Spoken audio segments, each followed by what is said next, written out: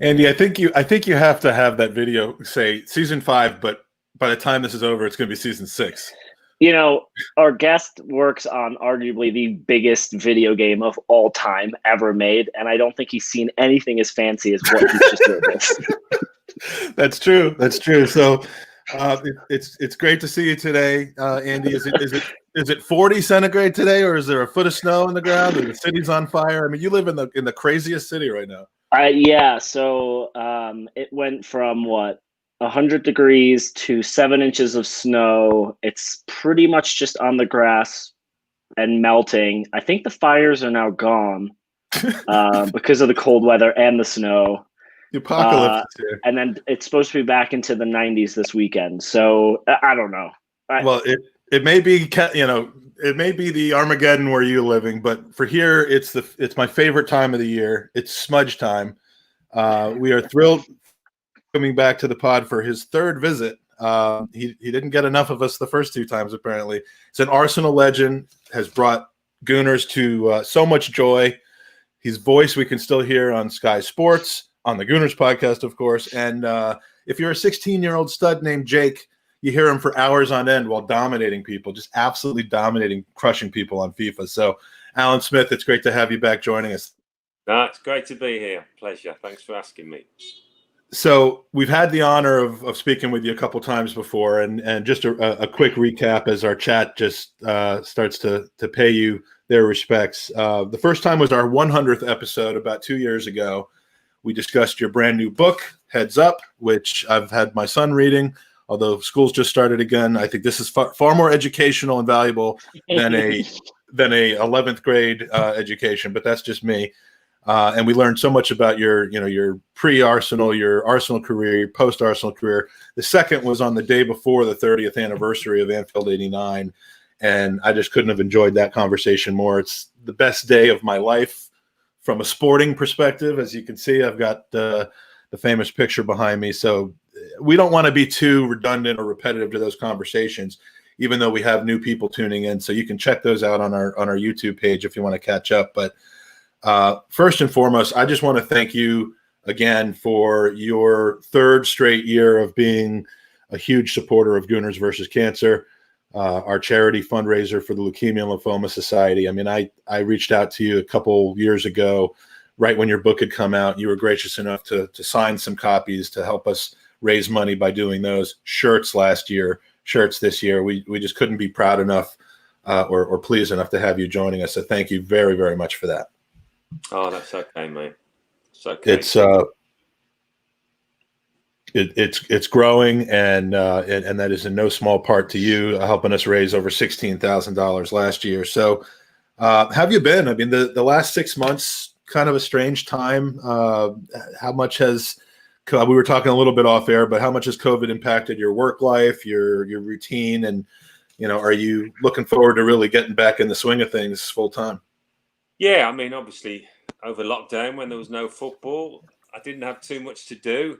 My 2 daughters who are in the 20s, well, my eldest is 30 now, but they both came back from London to live with us. And so we were both, me and my wife, were pleased about that. It was some great times, actually, under the circumstances. It was a special time in many ways, and one that's never going to be repeated, hopefully. So we'll look back on the summer of 2020. We'll never forget it, will we? I don't think anybody in the world will.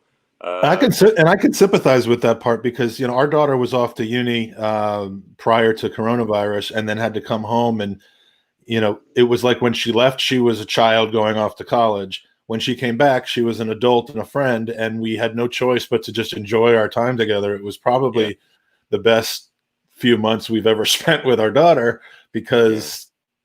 So I'm glad that you had the same experience there. So. Yeah, no, it was great. But I mean, it was also great when we had restart, and it was a busy time because we were covering every game. So I was traveling about. You have to just drive on your own. You can't share a car like we normally would with colleagues. But I did mostly the south of England, London and the south. They kept it regionally, and busy time, but a good time, weird time as well, because obviously coming into empty grounds, having your temperature taken, going up to the gantry, commentating on a match where you can hear the players shouting, and then driving off afterwards with no traffic. Normally you'd have to wait about an hour for the traffic to die down. You could probably get used to this. Maybe it's not all bad. You drive away and you think, have I just commentated on a Premier League match? Because it didn't seem like a proper occasion. So from that point of view, it was a little sad. But it was great to have football back. And it's going to be the same now. The big kickoff at the weekend, obviously. And no fans as yet. So we've just got to get on with it. But still, I mean, I think sometimes when you're commentating, we can have the crowd, the effects up in our ear, and if it's a good game, you can forget about the fact that there's no fans in the ground sometimes, and just concentrate on the action. But can't wait, like everybody else, to get those supporters back in. Yeah, we'll be. They're just saying on Sky Sports News, breaking, that the test events to allow fans at sporting grounds will be capped at a maximum of 1,000 people. Which seems strange with the 6-person limit. I mean, I'm hearing 6 people, and then I'm hearing. I think that's probably in rebuttal to that 6-person comment. Well, it should be interesting to see how it plays out. Yeah. You want to give a shout out to people in the chat? Sure. We got the Arsenal Luchador from Tijuana. Luchador. We got TD Schiff, Stan the Man, Mike Hernandez, Don Juan. Let's see, Ryan Cost. Oh man, what a bummer week for him and I. And that's as far as I'm scrolling up for now. Yeah, and please, if you get a chance, hit a thumbs up.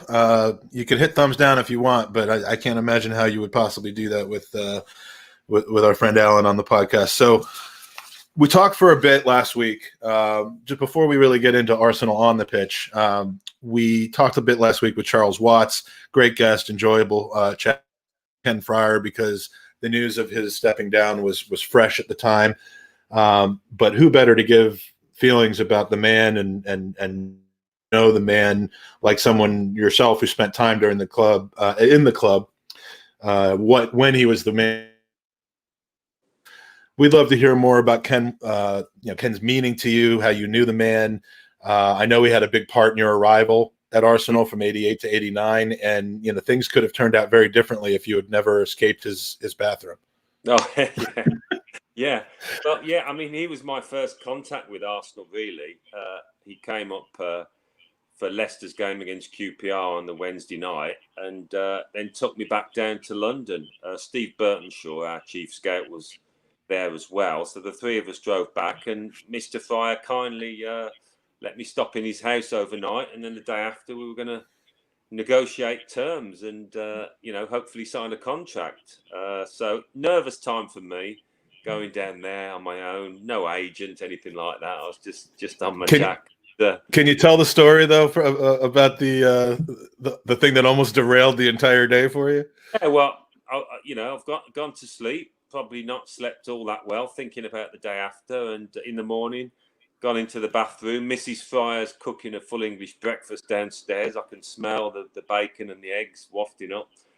So I've gone into the bathroom to have a shower, clean my teeth, get myself sorted. And at the end of it, I've tried to get out, and the door handle, it just won't open. It was locked, and I've started panicking a bit, thinking, oh my God, I'm locked in Mr. Friar, the managing director of Arsenal's bathroom. What's going to happen here? How is this going to play out? So I've kind of shouted out fairly quietly and then a bit louder. And eventually, I think it was Mr. Friar's daughter came and opened it and looking a bit bemused. And I was looking very embarrassed. But once that little episode was over, I went downstairs, had breakfast, and we started talking terms in his living room, and went off to Highbury afterwards and signed on the dotted line. It's an interesting negotiating tactic, I'm not leaving here until I get what I want. Exactly. And, yeah. He got a good deal, but he still is a lovely man, Mr. Friar. I mean, to have somebody at a football club who started off as a T-boy and went on to be the managing director, life president now, this kind of thing's just never going to happen again. I mean, he spent his entire life, never mind about working life, from a 7-year-old, working for the Arsenal. Incredible. Yeah, and he deserves to ride off into the sunset with all the honors and plaudits that he gets. Does he kind of embody for you? I mean, I know there are a lot of people you could say about this, but when you talk about the Arsenal way, is he in some sense the embodiment of that, the custodian of that through the years? And is there a loss? I mean, there's clearly a massive loss, but is there a change in the way that the club is run, you think, as we go from the Ken Friar days into, where we are now? Yeah, no, I think that's right. I think it's inevitable and a little sad. You just hope that, the people in charge retain that Arsenal spirit, that Arsenal way of doing things, that they understand the club. But Sir Chips Keswick, the chairman, he stepped down, didn't he? Who took over from Peter Hill-Wood. Mr. Friar gone. David Miles, who's been a secretary for many, many years. He was secretary of the club when I was there. He's retiring. So the old guard now are stepping down. And it will change the character of the club. I think there's no doubt about that. It's impossible for that not to happen.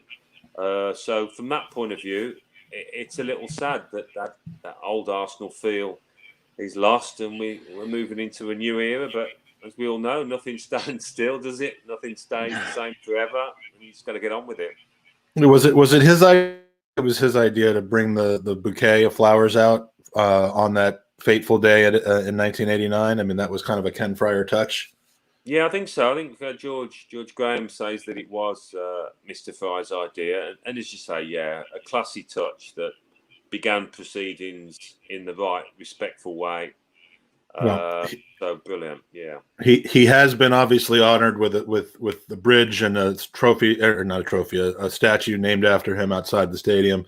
I hope there's another way to be able to do that once fans return, because he really is important to what the Arsenal is all about. So, Andy, the season is nearly upon us. I mean, for the last 6 weeks, we're averaging 1 trophy a game. Are you going to be gutted when we beat Fulham on Saturday, but we don't have a trophy to take home from it? I mean, is that going to be an underwhelming experience for you? I was hoping there'd be some games before us where maybe we would finish the match and be in 4th, and that would be our trophy for the day. But yeah, no, we could be top of the table. Yeah, we could be top of the table.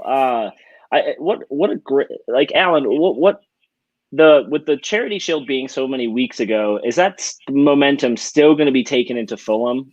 Usually we see it the week before, and so within a short period of time we could see that momentum. But we've had a 2-week span from there. Do you see that momentum being taken into Fulham, or is it now just a fresh slate? No, I think it will do, Andy. I mean, you could argue that the momentum from the FA Cup final passed before the Unity Shield. So I think it's what Mikel Arteta does on the training ground as much as anything else. That performance in the Community Shield and the FA Cup, great things to remember and standards to set and improve upon. But I don't think there's any danger that Arsenal and the boys are going to lose their momentum. I think everybody within the club is really looking forward to this season, because for first time in a long time, I think there's genuine optimism. They're not going to win. I think everybody, they're realistic, but they feel that the team, the club, is on an uphill curve, and there's no doubt about that. And the longer Arteta is there, the more impact he's going to have. And it's been a good transfer window so far. I was worried about it because of the lack of funds, but he's made some good signings, and I think there'll be maybe 1 or 2 more to come. So I think we go into the season in a better state, hopefully, than the way we finished the last one, and that finished well. Yeah. I think it's strange because we had last season, and we're generally fairly positive as a general rule, but and use gallows humor when things aren't going well rather than just rant and shout. But I mean, we're coming off a season where an 8th place finish, our lowest since Stuart Houston days, towards the end of your career at Arsenal, the 4th worst finish in the top flight in 45 years. Yet it's about the way that it finished. I mean, you think about the season we had 2 years ago under Unai Emery, where It started poorly with 2 losses against top teams. Then we went on that long, unbeaten run, but ended off the season with absolutely horrible losses against teams like Everton and Brighton and Crystal Palace that we should have absolutely beat. And it just ended with a thud with us in 5th place. Whereas this season, 8th place sounds, we're just putting that in the rearview mirror because of the way we finished off. And I think that trend can easily continue. And while the delay from the Charity Shield to the beginning of the season is longer than normal, the delay from the tail end of the previous season to the new season is much shorter than normal. And I think that actually serves us well because this team, we have Chelsea's got 6 new, amazing, but 6 new parts to try to figure out how to put in. Everton's doing the same. Some of the other teams haven't really changed too much, and I think we're in a good position. So, I mean, without kind of going through it in too much detail, Andy, what are your thoughts on the upside potential for this season? I mean, I think with Arteta, that's the biggest thing. He seemingly has a very, very clear plan that he wants to put in place, and I don't think we've seen that for a really long time. I think that we're going to see some players leaving, and then, as Alan said, maybe 1 or 2 coming in. And I don't think that we're going to see players coming in that aren't going to fit parts of the puzzle the pieces in the puzzle that we need. So I'm optimistic. I think we're going to challenge for top 4, and I think that we're going to give it a good push. And I think with the momentum we had from the end of last season going in, that can only help. So yeah, I'm really excited. Do you think, Alan, that like in the game, the way it is right now with the impact of COVID, the differences in how travel is occurring, game day prep is occurring, the fan experience, the whole thing, that coaching and mentality and the connection and belief in coaching is more important relative to talent than it's ever been before? Not saying more important than talent, but relative to normal, would you say that the teams that are just unified and have that mentality of cohesion stand a better chance of actually outpunching their weight than teams that are just signing a bunch of top players and not necessarily have that cohesion factor? Yeah, I think tactics, organisation are becoming more and more important in the modern game. Things are so organised now. Coaches are so innovative, so clever. So yeah, I think that is. And also without the fans, some players play on the emotions and they get the adrenaline from support. And I mean, all players are like that.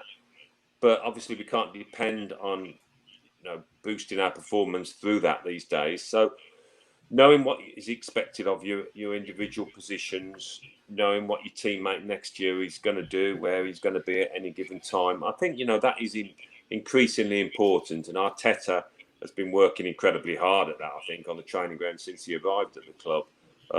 And that gives players confidence. There's nothing worse for a player than walking out on a match day and not quite knowing what your job is and what the team's kind of job is, how we're going to play this, how we're going to tackle this challenge. So for every different challenge, you'll set up the team maybe slightly differently and people will have different things to do. But everybody goes out now, I think, under Arteta, knowing precisely what's expected of them. And that's a great strength to have as a footballer in your mind. It clears your mind and it gives you confidence. Absolutely. I mean, and I can't shake I'm usually fairly hesitant to get too positive about something because I just don't want to be let down. I don't want to, end up having to feel silly about it. But I mean, in this case, I don't know.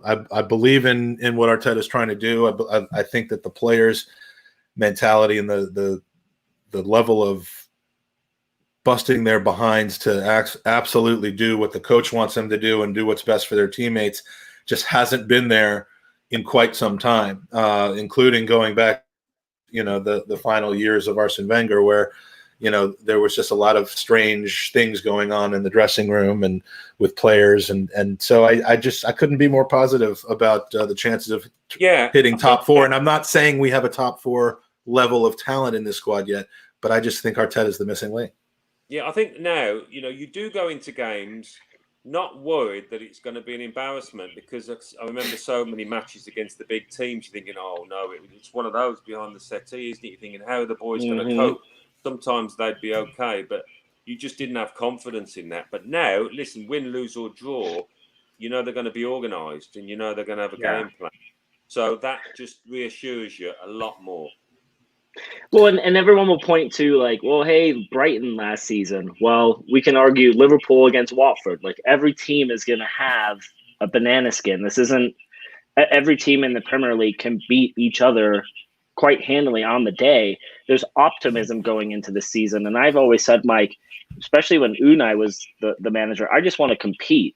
I just want to be in the conversation. And I think we'll be in that conversation for top four come whatever the season ends this year. Let's say it's May, right? Let's hope. But at least we're in that conversation of we're there or thereabouts. And that's all you can ask right now at the stage of where Arsenal are. And then hopefully we build on that. And I think Arteta is the guy to do that. And I also think he's going to take each cup competition very seriously. And, you know, I think we'll see rotation, but I think he is going to go into each cup competition to win it, because that's the mentality he saw from City. And, you know, I'm really excited. I just want to be in the mix. Yes, it seems like City's won like 80% of the Carabao Cups in the last year, 10 years. And that's, if they were only doing that, that would be one thing, but that is the mentality. The difference to me between 8th and 3rd is not having as many Brightons and Palaces and those sorts of games. I mean, all you really have to do is have an occasional slip up. Some of those games, Leeds on the road as a promoted team on the road, away from home. I mean, that's not going to be an easy game. But a lot of those games that we would drop points in, especially from a leading position, making that stop, not every time, but more often than we have been, is the difference between being a team that's on the edges of Europe versus being a team that's in the Champions League. And that's where I think shoring up our defense as we have personnel wise, and just having that unity of the team and a clear direction, that's where I think we jump from 8th to 3rd. It's not that we have world-class talent on and all in all areas of the pitch. It's that I think we can get rid of some of those mistakes. So that's the interesting part. Depends, and how that's going to shape up with those new boys coming in. What does Arteta see as his first choice back four? Maybe sometimes he'll play a back five. I think he might alternate, but he's brought a couple in, hasn't he? And Maitland-Niles looks like he's stopping. Maybe Hector Bellerin will leave. Tierney's had a good half a season under his belt now, so he'll be better for that. So that rear guard is a big area of the pitch if we're going to be successful, to go to places like Ellen Road and see out the challenge and to achieve enough clean sheets to get enough points to, climb up that table. But top four is a realistic target. You've got to aim for a bit of catching up to do, but I think we're respected now by opponents, whereas before, even people in the media would have a little snigger about Arsenal because they were so unorganised and lacking backbone. But now I think everybody respects the Gunners when they come into town. Yeah, and that makes a huge difference. We lost that. We lost that under Unai. Even under Arsene, people would say, well, they're always the same tactically. We know what they're going to do, but we could still walk away with a 5-0 win. And then towards the end of that reign, it kind of became okay, we really know how to stop it. With Arteta, I think there is genuinely, he has a plan B, he has a plan C. And as Alan said before, the players walk onto the pitch knowing if my partner is doing this, I need to be doing this. And there's communication, and we lost that under Unai. I think the players were walking off the pitch, just lost when we were losing, saying, well, why is Lucas Torreira on number 10? Like there were questions that no one could answer. So I'm optimistic, Mike. I'm really excited for it. And, Fulham's going to always be a tough one away. And with them coming up newly promoted, they're going to be going for it. But there's confidence in this side. There really is. 20 years ago, we won games in the players' tunnel before we ever stepped on the pitch. 5 years ago to 2 years ago, we lost games in the lead up to the game because the other team knew how to prepare for us. So, we don't have to win the games in the players' tunnel. We just have to not lose them before they're played, and that's where I'm headed with that. Ryan Youngblood, Alan, I hope you remember this. Good to see you. He says he was a great guy when we met him on the Arsenal America road trip. That was a funny story. That was when you had the books for me. We had trying to work out how you could ship signed books for the Gooners versus Cancer raffle, and ultimately I came to London to pick them up. That was the only reason I came was to pick them up from you. But before the Leicester game, actually, we met in the players' tunnel. You handed me the books and was gracious enough to spend a few minutes making me look like an absolute star, because I came out and said, "Can my friend Alan join this picture of Arsenal America on the pitch? Does anyone mind?"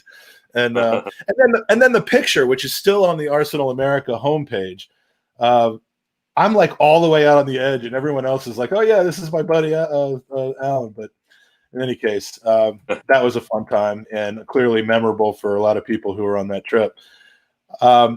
Like Fredo says, 14 draws last season cost us a top 4 spot. When you have 14 draws, it's impossible for those 14 draws to be good, like points gained. Even if we drew every single game against the rest of the top 6, that's 10 draws. And so clearly, the game that this makes me remember was won very early in the season against Watford, where I think we took a 2-0 lead and just systematically blew that lead in the second half. And those are the kinds of drop points. Multiply that by 5, and we're easily in the top 4, if not third. So good point, Fredo.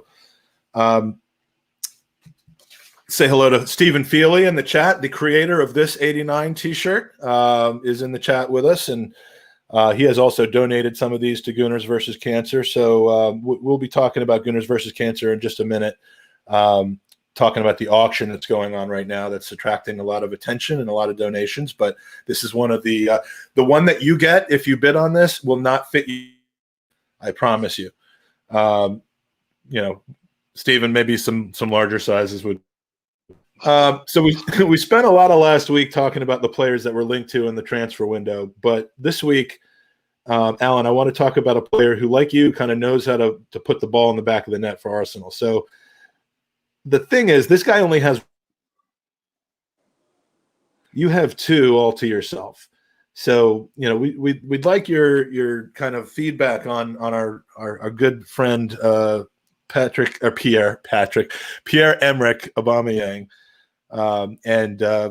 Is he signing? What's going on there? Can we just get it over with? Can we get Ken Friar over to his house and lock him in the bathroom? Or do you think that's already done? And overall, what are your thoughts on the player? Well, it does look like he's going to sign. All the noises point to that. Arteta's been confident from the get-go, really. So it's just a question of dotting the I's, crossing the T's, maybe. Complicated things these days, especially the big contracts. But to lose him would be pretty catastrophic, because you can count that kind of player on the fingers of one hand, really. I mean, he's an exceptional finisher. He might not be in the game for 80 minutes, but what a finisher. And he just comes to the fore time and again for Arsenal, doesn't he? So when he does sign, it will give the dressing room a huge lift. Everybody will be delighted. I'm sure he's told his teammates that he is going to already. It's just not been announced. But when you look at some of them, the goal in the FA Cup final just typified him. His composure in front of goal is just fantastic. And, the money it would take to try and replace him. But even if you got the money, being able to attract a player to Arsenal who aren't in the Champions League at the moment, you'd struggle.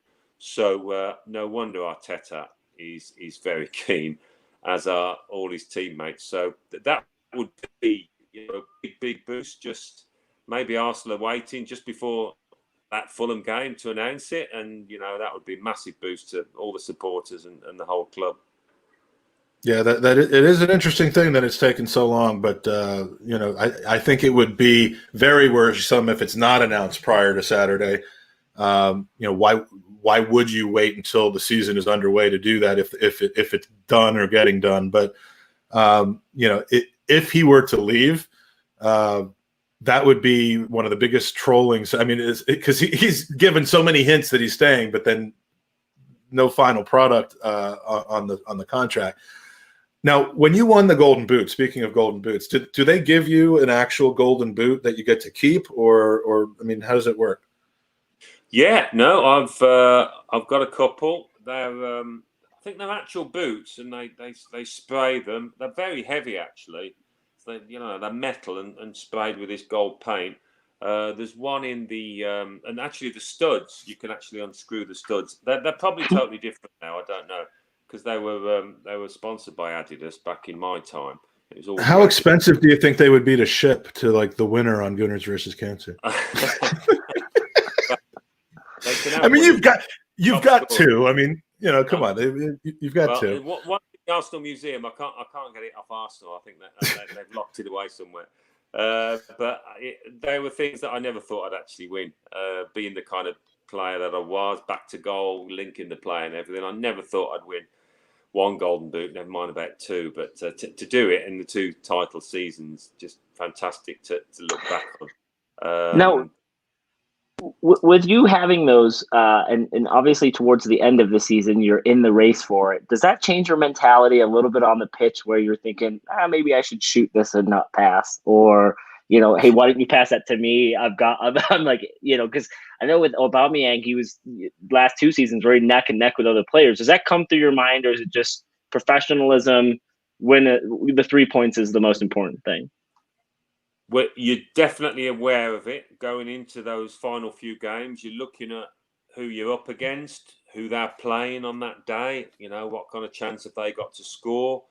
So from that point of view, you're aware. I mean, it never affected my actual performance in terms of shooting from 45 yards, because that would go down like a lead balloon with your teammates. So you've got to keep your professionalism. You would have scored more if you tried to head the ball in from 45 yards. You were so good in the air that you should have just off of a goalkeeper, off of a punt. You should have just taken it once off your head and then snapped it in. But I mean, I didn't take penalties. But when I was vying for the Golden Boot in '91, Lee Dixon let me have a penalty against Manchester United, and that was my hat-trick goal. So from that point of view, that helped me on the way. But any striker, it's a huge prize to win. Yeah. So that everyone's desperate to get it. Start the season, you hope you can, and then you go along, and depending on how much you're scoring, you might be thinking about it or not. But to hold it at the end is fantastic. I mean, you can't win a Golden Boot and then the season and say you didn't help your team. You didn't improve your team. I mean, there's not, you could, in a lot of other sports, you could have the highest level of some statistic or another and not really have made a difference. But the Golden Boot is one. I mean, goals are so hard to come by in football that, a person who's scoring 20 some odd, 30 some odd in some cases in a 38 game season is just, it's guaranteed that they made a huge impact. So your style of play, very different, I would say, it's safe to say, than Aubameyang. But can you make a comparison between him and someone from your era, whether you played with them, against them? Who would you say from kind of the late 80s, early 90s was the most similar to Aubameyang? I have an idea who you might say, but I want to hear it from you. Give us a clue. I mean, I don't know. In that era, late 80s, early 90s, John Barnes for Liverpool played on the left. No, he wasn't a goal scorer like Aubameyang, but he was on top of his game, and he scored plenty of goals against us, actually. I hated him for that, but although I ended up falling in love with him for what he did at the end of the 89 game. But he would kind of drift in from the left and play a little 1-2 and maybe knock it in the far corner. Who are you thinking of then that I was going to say? A little bit of righty, maybe not necessarily stylistically, but just what I know of righty, and unfortunately I was young and in university and in the States at the time, so it was very hard to actually watch him play during his time. But just the goal scoring knack, the frequency and how he did that, again, not so much from a form and like he plays like him, he moves like him type of thing, but just aggressive, forward-facing, and prolific. But he's got a goal every 1.5 games for Arsenal in the top flight. Aubameyang does. Ian Wright had a goal every 1 3/4 games. Only Thierry Henry of people who have scored any significant goals, maybe since Ted Drake, have scored more frequently per minute game per appearance than Abba. No, and Ian's a good shout because I played with some good goal scorers. I played with Gary Lineker at Leicester, who obviously went on to great fame and fortune. But I think Wrighty was the best finisher I played with. He was just exceptional. Whatever kind of goal, you name it, he could do it. He was a natural. He obviously worked on it in training, but he had that desire. He had a bit more aggression, I suppose, than Aubameyang. Got into trouble once or twice and opponents. But his thirst for goals was like unquenchable. I mean, you look at his back catalogue and some of the goals he got, just ridiculous. So, and now, I mean, that is a great shout. He was some finisher, Wrighty. Yeah, I mean, amazing. I'm gutted. There's 2 players for Arsenal whose entire career with Arsenal I missed, and Ian Wright is one, and Dennis Bergkamp is the other. And I just, I regret that. And thank God for YouTube, is all I have to say about that. So, I mean, and last thing on Aubameyang, he doesn't seem to be slowing down at all. I mean, he's been with us for 2.5 years. Presumably, we should have him for another 3, ages 31 to 34. He could really stamp his spot in Arsenal lore. He's got every chance to get to maybe 120, 140 goals for Arsenal in 5.5 years, which would just be amazing. He's no Ted Drake. I mean, who is? But I loved watching him play when I was a kid. With Aubameyang, he's very economical as well with his movement. I always most so from a kind of fitness point of view, as you say, he's in his 30s now, but because he's so clever with his movement, and he kind of does ration it. He saves times for those moments where he does need that burst of speed. So very intelligent from that point of view. Yeah, and would you rather he stop doing those flips though? I do. I love to see it because it means he scored. But I mean, I didn't mind if Nani ended up hurting his ankle. I would mind if Aubameyang hurts his ankle. So how about just a knee slide or something like that? I just can't, countenance that. A few players have done it down the years, haven't they? But I suppose he almost doesn't know he's doing it. It's just natural thing. I'd just run away with my arm up in the air and he does the flip. So, hey, listen, if it means he keeps scoring, let him do it. Well, we're going to get to some. There have been great user questions in here. We want to try to get to as many of them as we can. Just going to take a quick moment to talk about Gooners versus Cancer. We've just finished off just under 2 weeks of hosting FIFA tournaments on the Xbox and the PS4. So a lot of us who have been in this tournaments, my son played rather well, took home the trophy on behalf of Joey Murphy.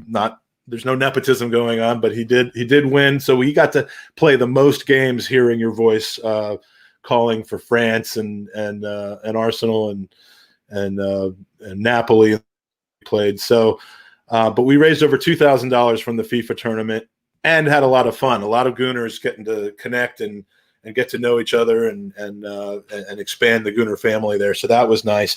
We've also started the Gooner raffle, which is a substitute for what we did last year when we did a lot of in-person fundraising when Arsenal came to the U.S. for a tour. We're doing it online now. So if you go to goonersvcancer.com or goonersversuscancer.com, either one, you'll see a virtual raffle. You can make a donation anywhere from $5 all the way up to as much as you'd like, and you get raffle tickets anywhere from a ticket for $5 all the way up to 50, 100, 150 tickets if you make a larger donation. It's going directly to the Leukemia Lymphoma Society. It doesn't go to us, and then we donate. It's yours. It's a tax-deductible donation if that applies to you. So far, we've raised just under $4,600 for the charity, which is outstanding considering we're just really getting started. So thank you to everybody that's donated. We always have wanted to make donating to the charity something that could also be fun, whether it's a FIFA tournament, whether it's potential to win something great. And in this case, we're doing a raffle where we have some amazing prizes to give away, starting with complimentary self-guided audio tours of the Emirates, but quickly rising into the Perry Groves experience, which is a Emirates stadium tour with Perry Groves leading, a signed retro kit by Perry Groves, who you can see behind me in this picture, actually celebrating celebrating Michael Thomas's goal. But the best part about this experience is he'll go out for pints with you afterwards. I don't know where, maybe at the Tollington now that they're open again, but it's a tour, a shirt, and pints afterwards. And Plenty Alan, would you would know this perhaps, but other than maybe Ray Parler, is there a better Arsenal player and legend in the past to have pints with than Perry Groves?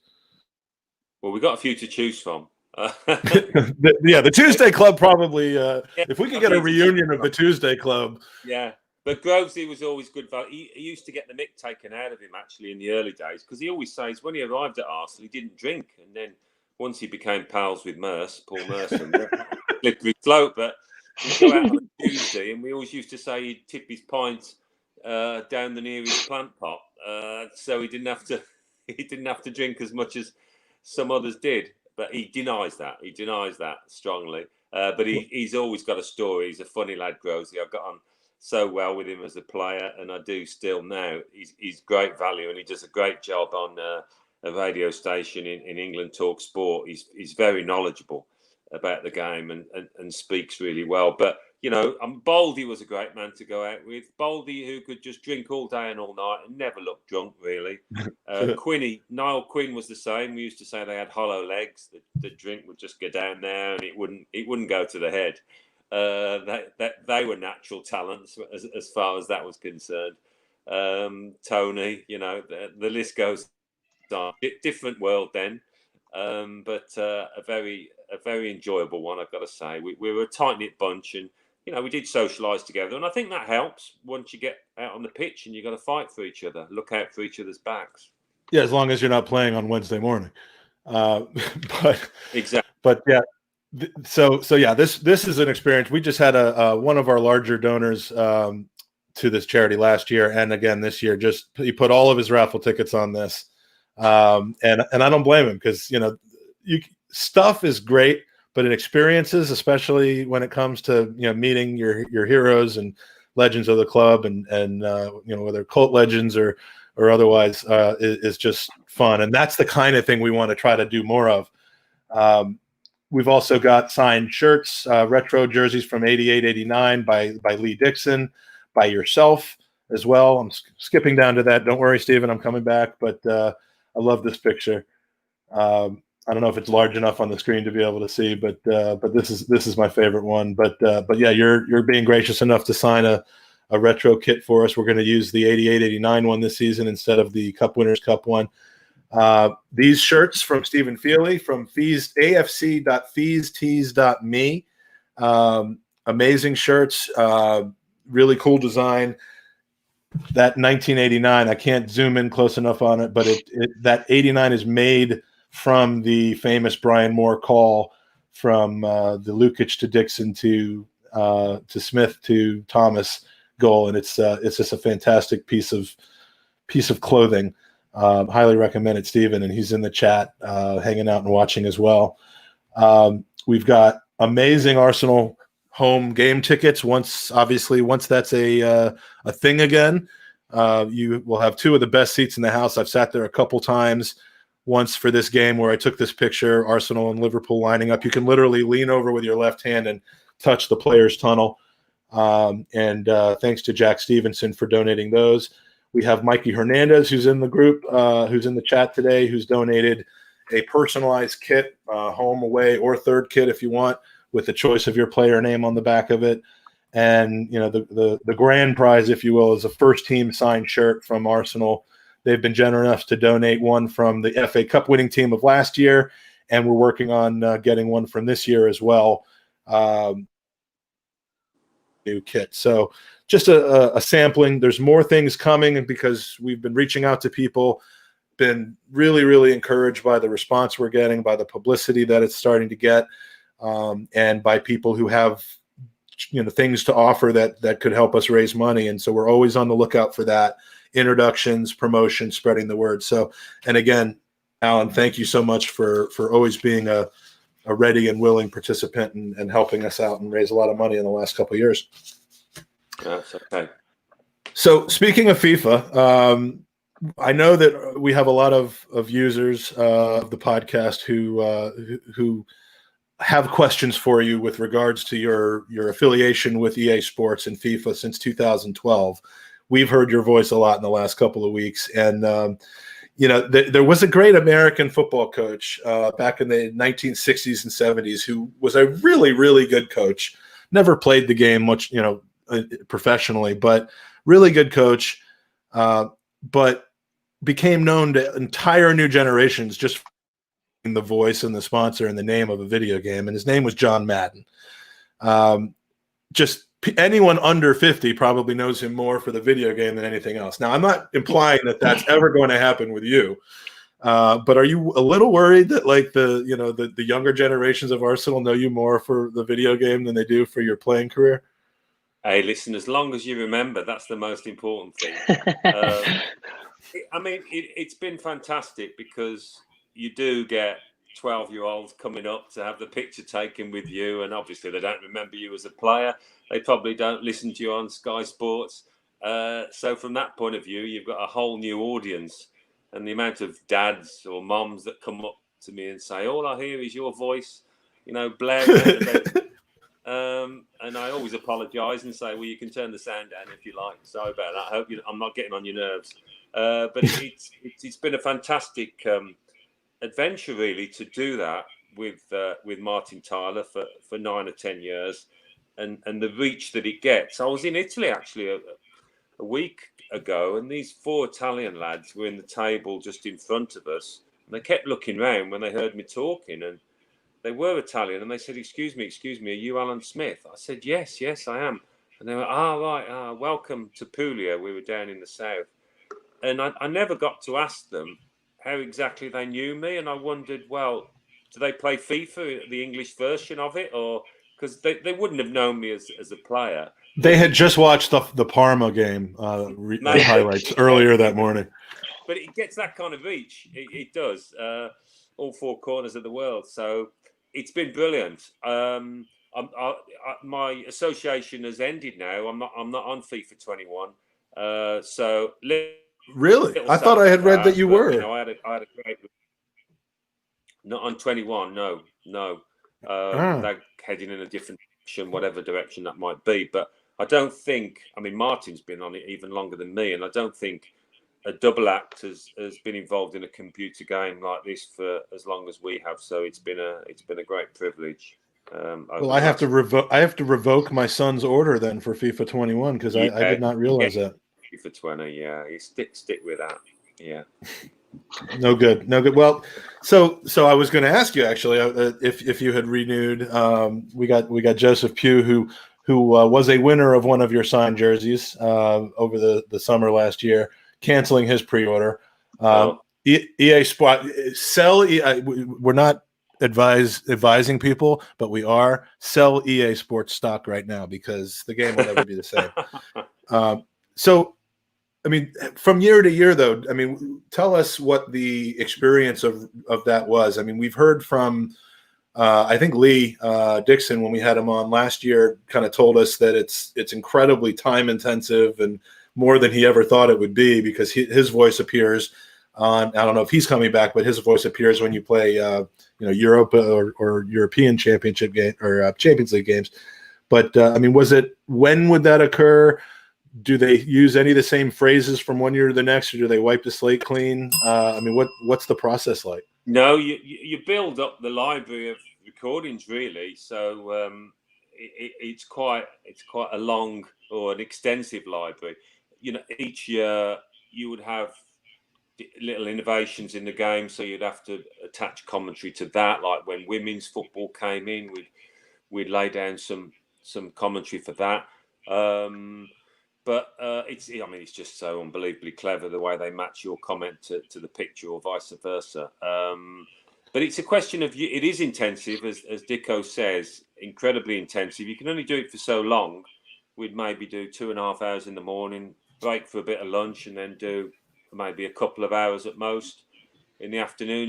And you walk out and your head's spinning a little bit because you have to concentrate because they'll give you a scenario, say, right, okay, it's a free kick from 20 yards out, and it goes over the wall, and the keeper tips it over the bar.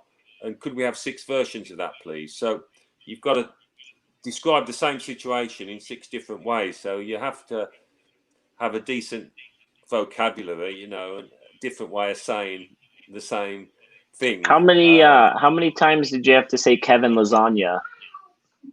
Or does his name never come up in the match? I can't remember saying that, actually, funnily enough. But, people always throw things at me. Again, going back to our holidays in Puglia in Italy, we were sat down at lunch and there were these 3 lads in a table just opposite. And we saw them talking to the waiter. And in the end, the waiter brought over some tequila shots. And there was a little note written on a napkin: if you don't buy a ticket, you don't win the raffle. And that was the phrase. I remember recording it, but that's a phrase that must come up regularly on FIFA. I've only recorded it once. I've only said it once. It popped on. So that was a catchphrase of mine. And it was very nice. Had a little tequila, and off we went. That's great. And Joe Pugh, I do see your comment. I'm just not putting it up on the screen. I'm gutted. My son Jake is going to be very, very disappointed. So let's see. Speaking of charity, one more time before we get to a few user questions. Have you watched the All or Nothing documentary on Amazon Prime? If you're willing to comment on it, we'd love to hear what you think about not just the content of it, but the whole concept of a club doing that kind of behind the scenes expose and what you would think if Arsenal ended up doing something like that. It's been interesting. Some of as an ex-player, I do like to see managers in the dressing room beforehand and at half time, and at full time, seeing how they behave, what they say. And with Jose Mourinho, you never know with him because he's such a showman if he's saying stuff for the camera, or whether you forget it's there and you just go into one. No, it's been great. I've watched the first 3 episodes. I think the next 3 are available in England now, so we'll watch those fairly quickly. I love that kind of stuff. I didn't watch all the Manchester City one. I didn't find that quite as interesting. But I didn't watch any of it. Andy, you watched the whole thing, right? I did, and I'd like to go back and watch it now for the Arteta content. To be honest with you.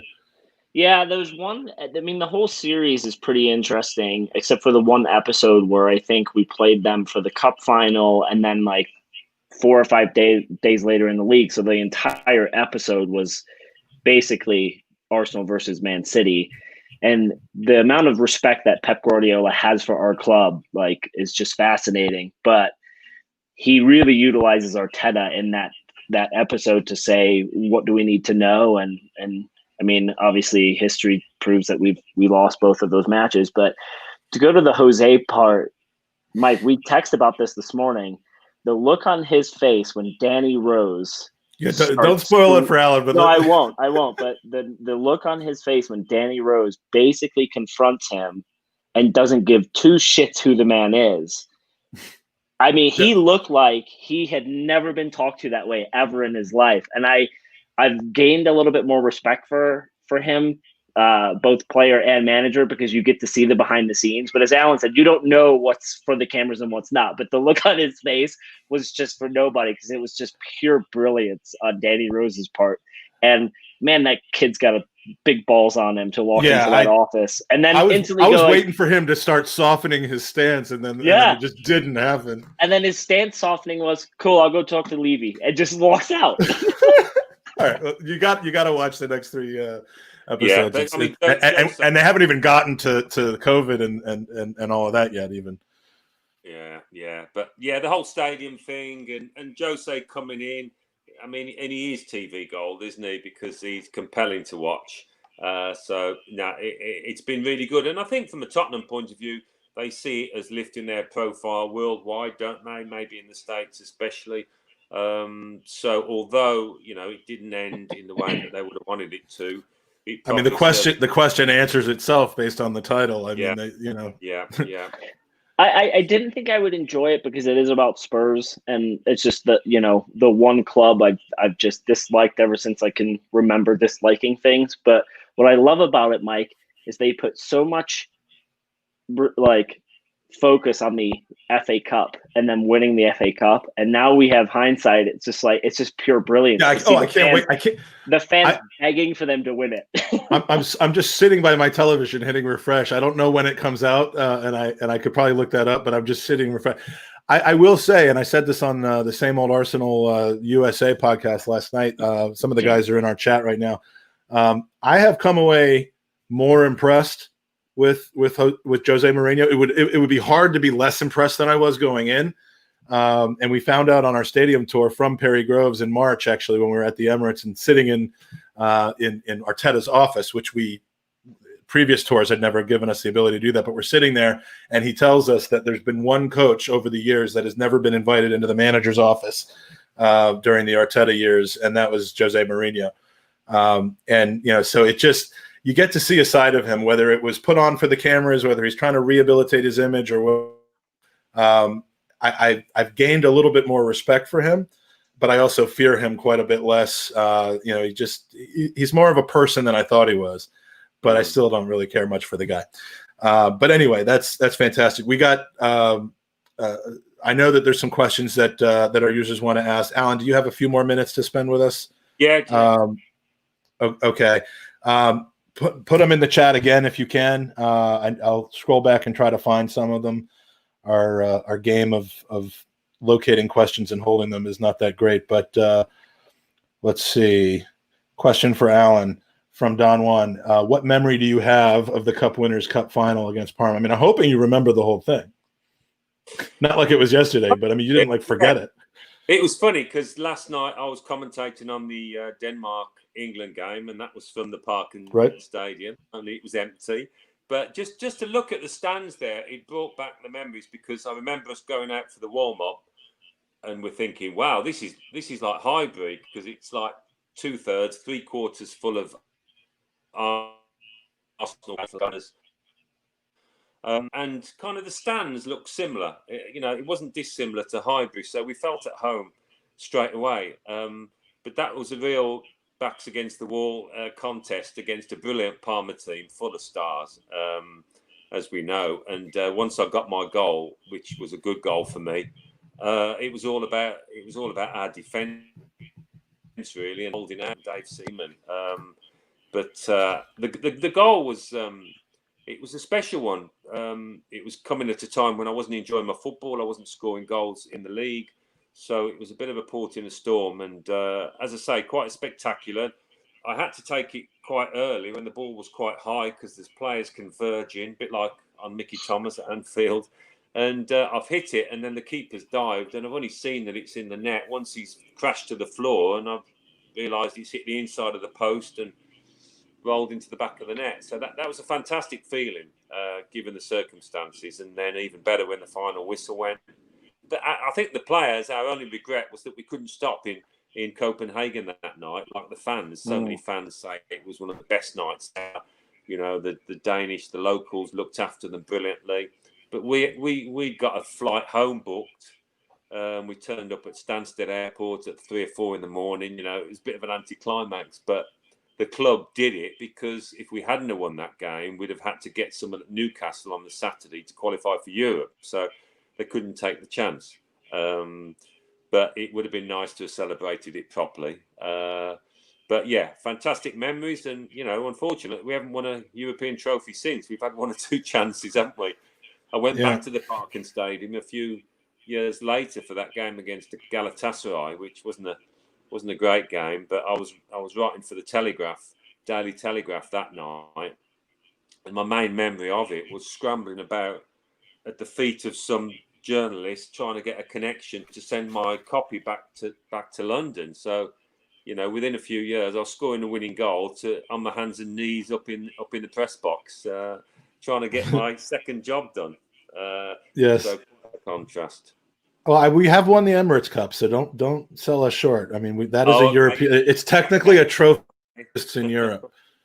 So, question from Owen Young, Alan, who was the toughest defender you faced? And was he faced in training, or was he faced in live competition from another squad?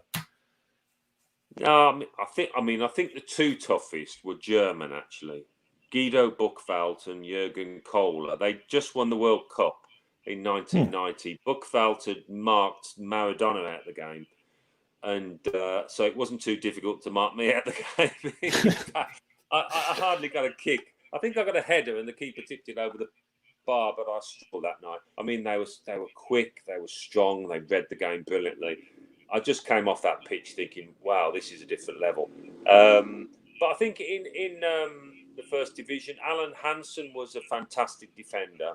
He wouldn't kick you, but he would do something worse than that. He would just nip round the side and get the ball off you, which is an embarrassment for any striker. Those ones that did kick you, you thought, well, if you're kicking me, you're not getting the ball. There were some tough defenders back then. Mick McCarthy, who went on to become the Republic of Ireland manager, he was an honest player. And when he kicked you, you stayed kicked. You felt it. Yeah. Graham Roberts, the centre-half for Spurs, another one that would pile through you. And, of course, as a striker back then, you had to know when the tackle was coming just to ride it. Those tackles from behind, which you don't see now, which were outlawed a few years later. But you just had to know when to jump so that you didn't get a foot planted in the ground and you broke your leg or you did your cruciates, whatever. There was some tough players about, and you had to know how to look after yourself. Yeah, we've got some questions from the chat. Franco Barese, Vinnie Jones.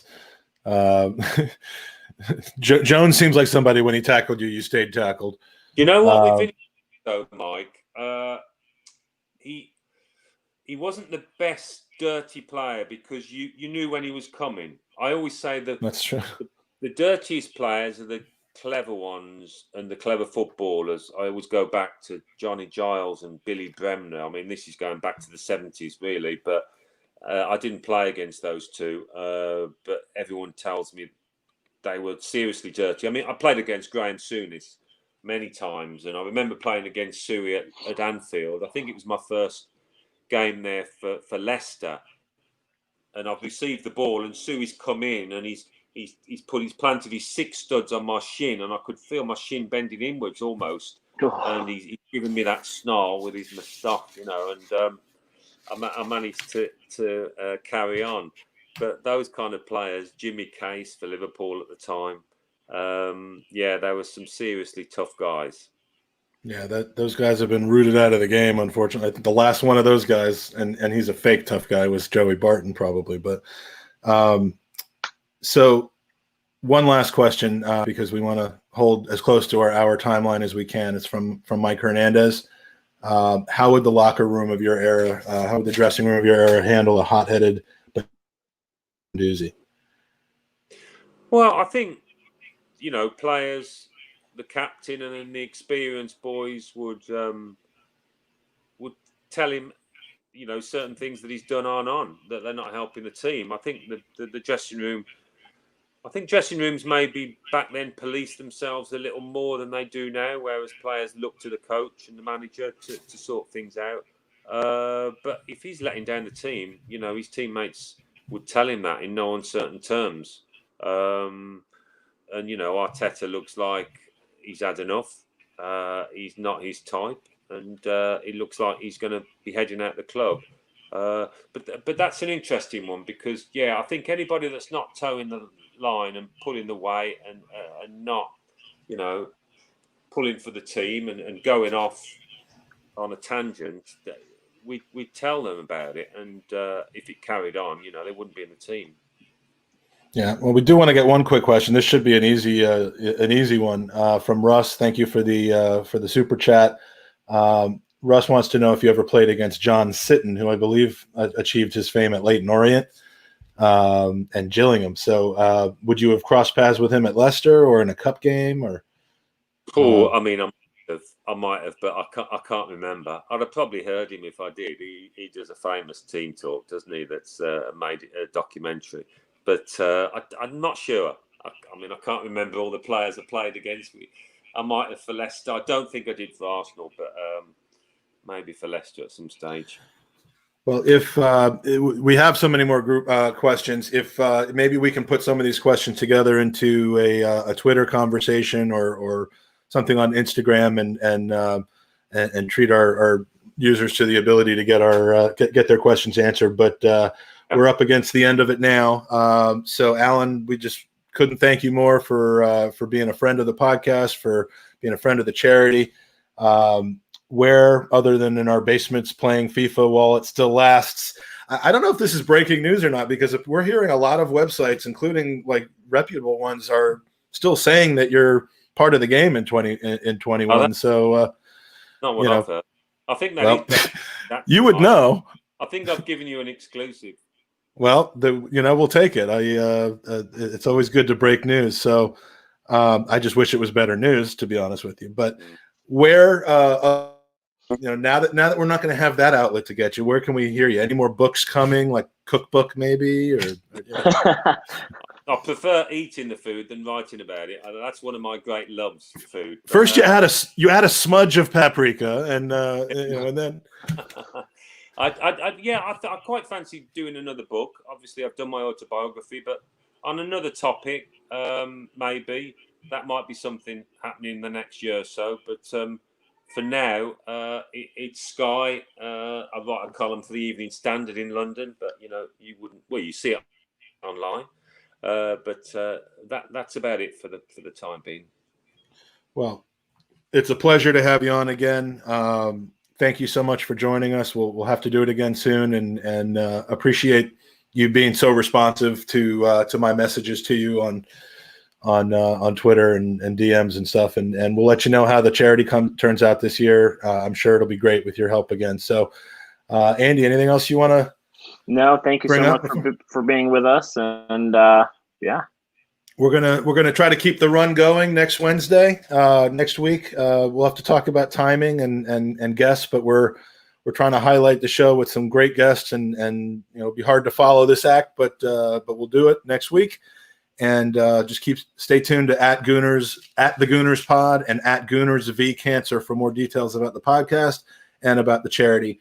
And that's about it. If you want to check out more of Andy and I, we can't promise we're going to be able to bring Alan along, but we'll be on the Gooner Talk TV in about just under an hour at 8 p.m. UK time, talking about the new season. So thanks to everyone in the chat. Thanks to you, Alan.